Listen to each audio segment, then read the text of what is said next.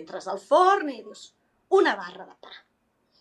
Que no cal ser Einstein per entendre, no? Si ets en un forn i a més assenyales una barra de pa, dius, com?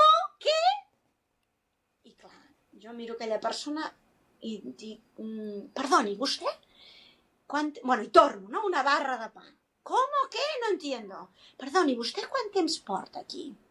Si la persona em diu una setmana o fins i tot 6 mesos, dic, fantàstic, parlaré a poc, així t'estic fent un regal perquè aprendràs una llengua més, les llengües són riquesa, etc. No, però amb això una cosa que hauria de ser mig minut ja portem 5 minuts.